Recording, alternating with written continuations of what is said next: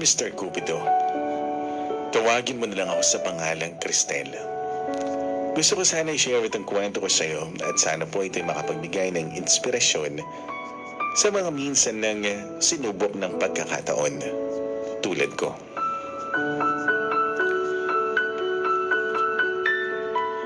Madalas, Mr. Cupido, nakakasabay ko sa jeep ang isang lalaki na alam ko naman na pamilyar ang mukha. Isang lalaki na in-approach ako noon. Nabigla ako dahil pagbaba, kinausap niya ako at nagsabi niya, Cristel, napalingon ako kaagad na may halong pagkabigla dahil alam niya ang pangalan ko. Kaya naman tinanong ko siya at ang sabi ko, kilala mo ako? Oo, bakit naman hindi? Isang barangay lang yung pagitan natin. Ikaw, San Mateo. Ako, sa San Antonio ako. Ah, okay. Ikaw pala yun. Hindi ba ikaw yung madalas na kasama ni na Dave? Oo, ako yun. Nung dun sa liga, tama? Kaya ako, natatandaan ko yun. O bakit? Wala lang. Gusto ko lang sana na magpakilala sa'yo. Ganun ba? Walang problema. Hanggang sa nabiglaan na lang ako, Mr. Cupido, dahil bigla siyang pumunta sa bahay namin. Bong? Oh, pwedeng pumasok? Teka lang, anong ginagawa mo dito? Akit sana ako naligaw. Ano? Aakit ako ng ligaw. Aakit ng ligaw? Aakit ka ng ligaw sa akin. Wala naman stairs ang bahay namin. Oh, okay. Sige. Pwedeng manigaw sa'yo. Bong, kakilala pa lang natin na nakaraang linggo. Hindi tayo nagkausap ng pagkatapos noon. Tapos ngayon, sa second meet natin, maniligo ka agad. Okay, sige, hindi muna. Pero pwedeng dumalaw sa inyo. Okay lang naman, pero medyo naiilang ako. Okay, sige. Kung kailan ka na lang pwede. Hanggang sa napapadalas, Mr. Cupido, kung ano-anong hinahatid niya sa amin. Kakanin, tinapay, fresh buko. Nung isa araw noon, Mr. Cupido, nagpunta siya sa amin, ngunit hindi niya ako dinatnan. Tinawagan ako ng mama ko at ang sabi niya, Anak, papunta si Bong dyan. Kilala mo siya, ma? Oo, anak siya ni Kumaring Josie. Siya yung ding na naghahatid sa akin. Kapag namamalengke ako, namamasada rin siya ng tricycle. Okay. Pinagdala ka niya ng payong kasi alam niya hindi ka makakalabas. Hindi ka makakapunta ng terminal. Okay, ma. Anong magagawa? At ang mukha ko ay namumula. Nung dumating siya, Mr. Cupido, basang-basa pa siya. At ang sabi ko noon sa kanya, bakit hindi mo lang ginamit yung payong para hindi ka mabasa? Okay lang naman. Kapag ginawit ko yan, baka masira dahil sa hangin. Sakay ka na. Hindi ko mag-gets kung bakit pinagdala mo pa ako ng payong. Tapos, isasakay mo din naman ako sa tricycle mo.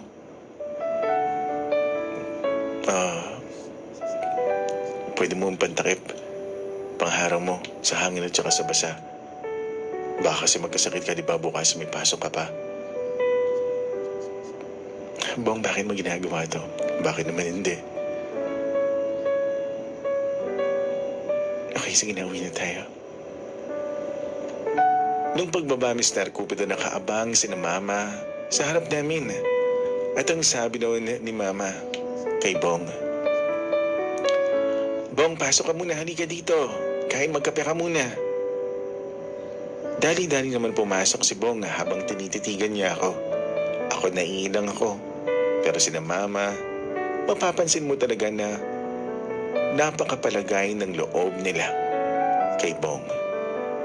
Hanggang sa pagkatapos ko noon na magbihis, bumaba ako sa sala para kahit papaano makapagpasalamat ako kay Bong. At nagsabi ko sa kanya, salamat pala kanina. Ako lang naman. Alam mo naman na gagawin ko lahat para sa'yo.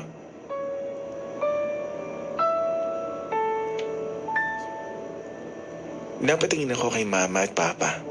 Napasmile naman sila. At ako, Mr. Cupido, napasmile na rin.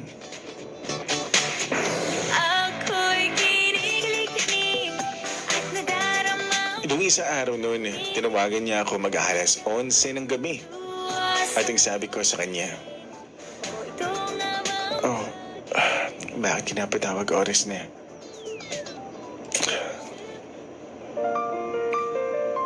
Doon ako sa bintana. Bakit? Ayoko nang tumayo. Nakapatay na yung ilaw. Sige na. Nabigla ako, Mr. Cupido.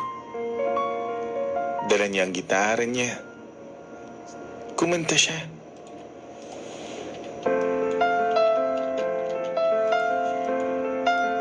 In fairness naman sa kanya, Mr. Cupido.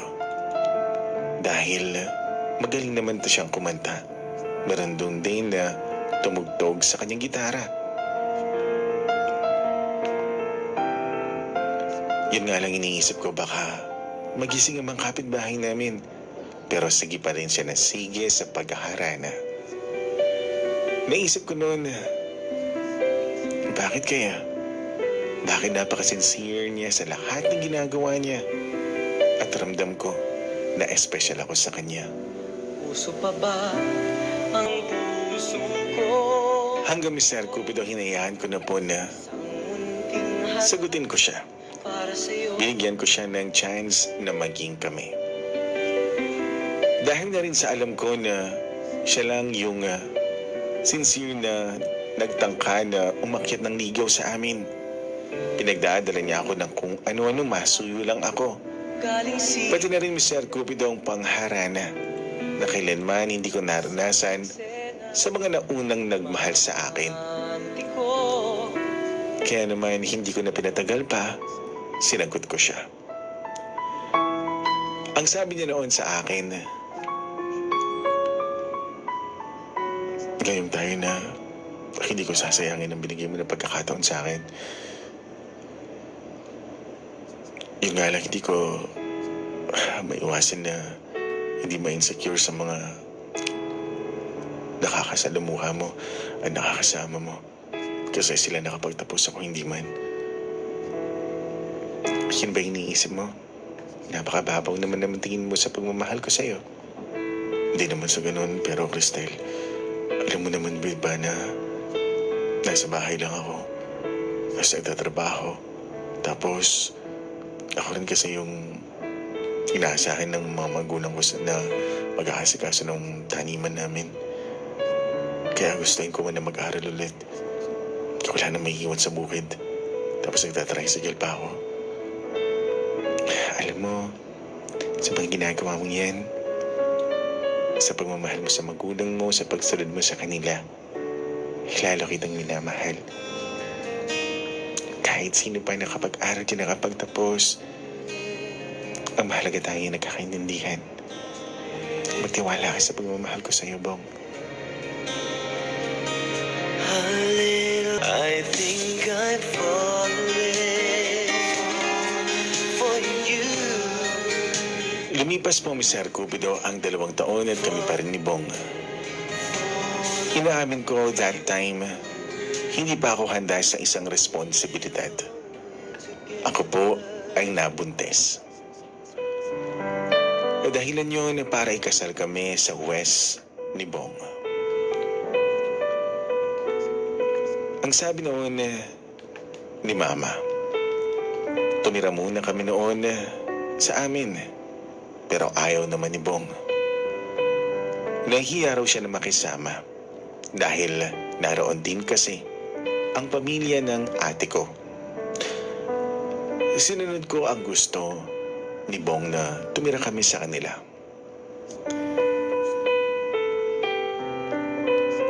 Nagtatrabaho ako ng 8 hours a day. Minsan umaabot ng 10 hanggang sa 11 hours kapag nag-OT ako. Kaya naman, Mr. Cupido, nung mga anak ako, siguro mga 5 buwan pa lang ang anak namin, bumalik na ako sa pagtatrabaho. Dahil sayang naman ang career ko.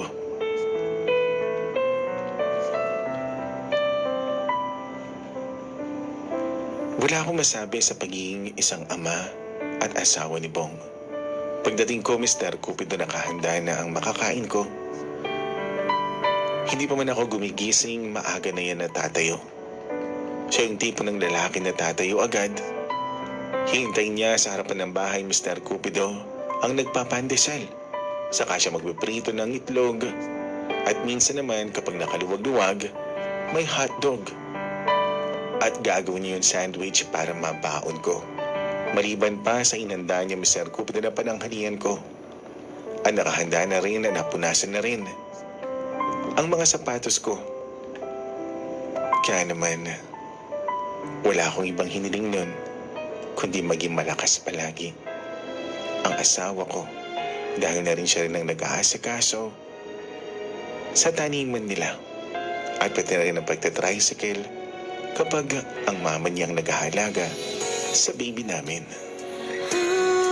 Nung minsan noon, masama ang pakiramdam niya, pero pumunta pa rin daw siya sa bukid. Ang sabi ko noon, nung pinuntahan ko siya, bakit hindi ka pa tumigil dyan? Sayang kasi kung hindi ko gagawin to. Magpapatanim na sa makalawa kapag hindi ko natapos to. Pwede ka naman na umupa ng gagawa niyan, di ba? Ako na magbabayad. Umalis ka na dyan, tara na, uwi na tayo. Hindi na, ano ka ba? Madali na lang to. Paano kung magkasakit ka? Nang dahil lang sa iniisip mo na kakonti lamang nababayaran natin kumpara sa kung anong pwedeng mangyari sa'yo.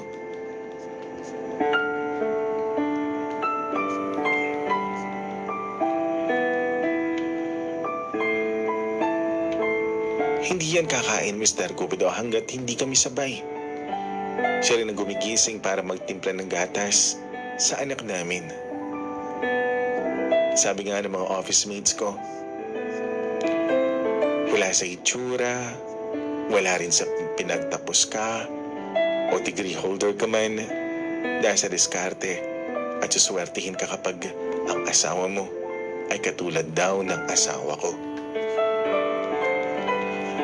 Nung minsan na nakahiga kami nun, bigla na lamang natanong ng asawa ko at ang sabi niya sa akin,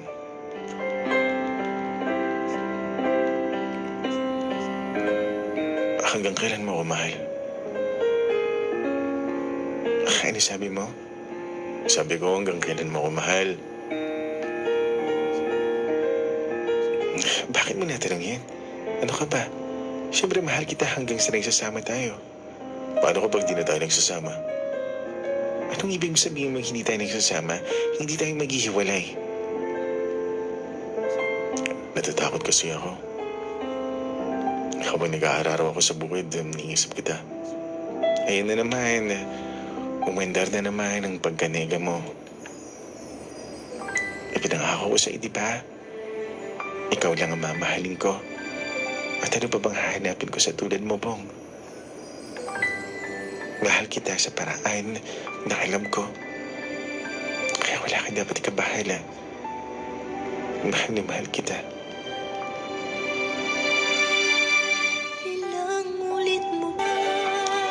Ang sabi sa akin noon ni Bong, Mr. Cupido, ng isang gabi, uwi pala yung kuya ko dahil natapos na yung stay niya sa ibang bansa. Okay lang ba na tumira tayo dito kasama siya, pati yung mama ko? Okay lang naman sa akin, pero kung gusto mo naman doon tayo na muna sa amin. Hindi, dito na muna. Okay, sige, ikaw bahala. Dumating yung araw ng pag-uwi ng kuya niya, Mr. Cupido. Ang kuya niya ay may fiancé. Yun ang pinupuntahan niya sa ibang bansa. Pagdating Mr. Cupido, nagmano siya sa mga magulang niya. Inakbayan niya si Bong at nabigla ako. Bineso niya ako. Napatingin ako sa kanya. At napalingon ako bigla sa asawa ko. Nagtataka rin siguro si Bong kung bakit ginawa yun ng kanyang kuya. Hindi ko rin maintindihan. Basta ang alam ko, nangyari yun ng di inaasahan. Sa unang halik, kailan ba yun? Nakapagtapos sa pag-aaral ang kuya niya. Maganda ang career niya, Mr. Cupido. May sariling sasakyan, yun nga lang mas pinili niya na manatili sa poder ng mga magulang niya habang hinihintay niya ang petisyon mula sa kanyang fiancé. Dahil pareho lang naman ang gawin ng trabaho namin, Mr. Cupido, at pareho din naman ang time ng pag-alis namin, sinasabay na niya ako. At ang sabi niya nung minsan habang nasa biyahe kami, alam mo, hindi ko naasahan na ganyan pala kaganda yung asawa ng kapatid ko. Salamat, kuya. Paano ka nakuha ng kapatid ko? Mabait kasi si Bong. Nung una ko pa siya nakilala, napakasincere na niya sa lahat ng bagay. Alam mo, hindi ko talaga ina-expect eh. Kasi alam ko di yan pumapasok sa relasyon. In-encourage ko nga na mag-aaral ulit pero sabi niya, huwag na muna raw kasi pinipigilan siya ng parents namin. Pero sabi ko, sayang naman kasi ako gusto ko siya paaralin eh. Pero since meron na kayong obligasyon, may anak na kayo, mahihirapan siya. Pero nakita ko naman, masikap naman si Bong eh.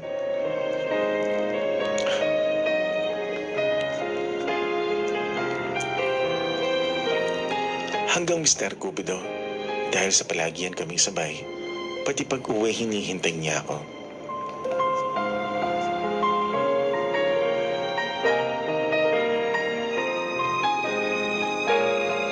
Sa pagkakataong yun, Mr. Cupido, nagkaroon kami noon ng hindi pagkakaunawaan ng asawa ko.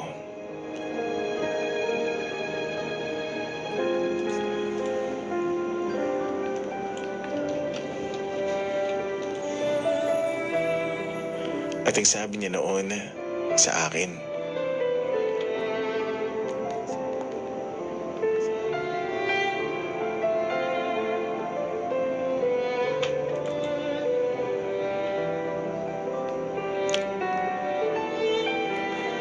hindi ko naman hinihingi lahat yun, di ba? Pero Bong, ang akin lang naman, wala ka naman dapat naisipin. Pero bakit kailangan sabay kayo everyday? Hindi ko alam. Gusto mo na mag-commit na lang ako, okay lang naman sa akin. Pero ang kuya mo ang nagpipilit sa akin. Kasi ganito lang ako, ganun. Hindi ganun, Bong. Hindi mo ako maintindihan. Di minsan hindi kita minaliit.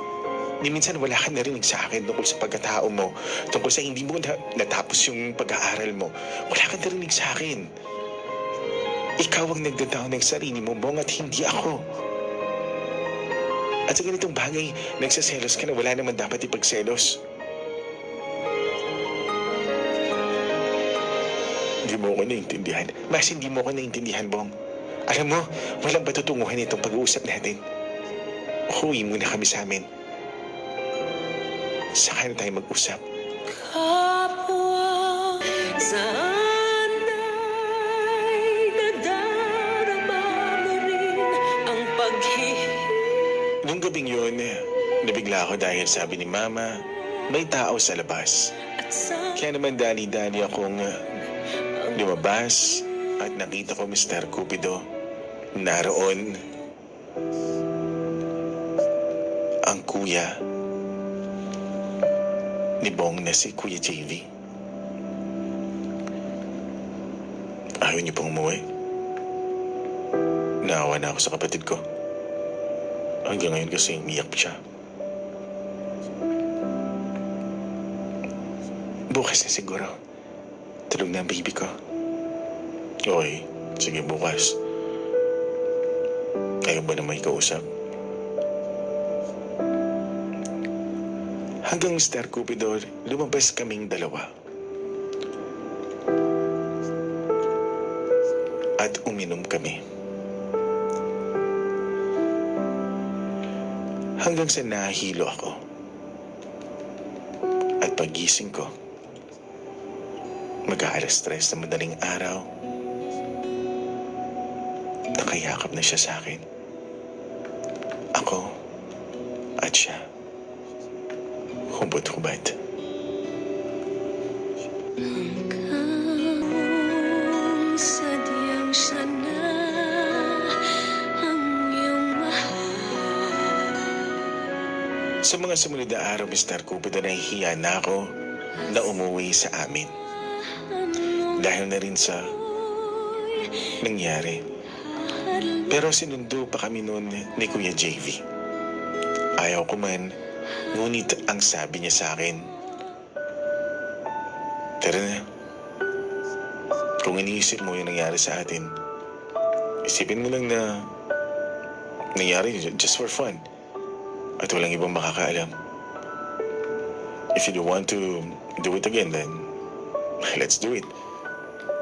Pero hindi dapat nangyari yun. Pero naging masaya ka naman, di ba? Nakalimutan mo pansamantalang problema mo. I'm just here. Pero may fiancé ka. May asawa ka. Oo, may asawa akong tao. Niloko ko siya. Hindi naman paniloko yun. Kung wala naman tayong relasyon. Pero hindi sapat na dahilan yun para lakuhin ko si Bong. Nangyari na. Nasa iyo na lang kung gusto mong maulit. Kung ayaw mo naman maulit, then I respect that. If kailangan mo ng tulong or anything that I could be of help, nandito lang ako.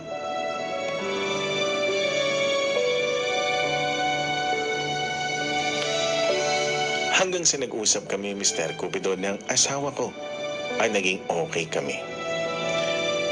Umuwi na ako noon kinabong at naroon pa rin si Kuya JV.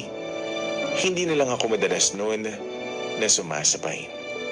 Hanggang sa nabigla na lamang ako, Mr. Cupido, dahil naghihintay siya sa labas ng trabaho ko. Iwasan mo na ako. Ayoko malaman to ng asawa ko. Hindi naman niya malalaman kung hindi natin ipapaalam, di ba? Pero tama na, Kuya JV. Huwag muna akong ikuya. Nakain mo rin naman ako eh. Hindi ka tiyan dapat ganyan magsalita. Umuwi ka na, hindi ako sasama sa iyo. There are nights. Oh, why did Ang sabi noon sa akin ng asawa ko, may sasabihin pala ako sa'yo. Sasabihin? Ano yun?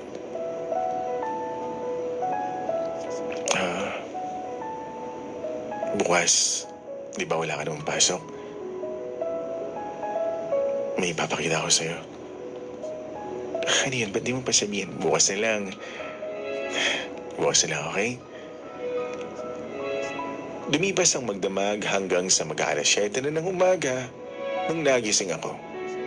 Pagising ko, Mr. Cupido, niyaya na ako ni Bong doon sa pinuntahan namin. At ang sabi niya,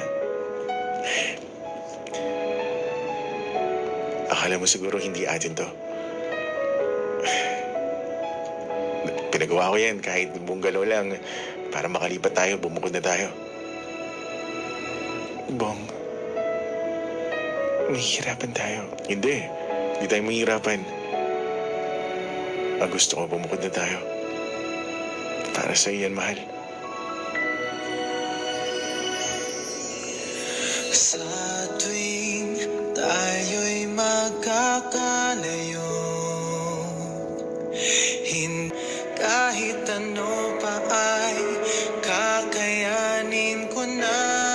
Nag-seminar ako ng 2 days noon sa Tagaytay. kasama kita. Nabigla ako, Mr. Cupido, dahil sumunod. Naging mahina ako sa oras na yun. At yun na nga, naulit na naman ang mga bagay na hindi na dapat mangyari pa. Ang mga higbi dahil mahal kita.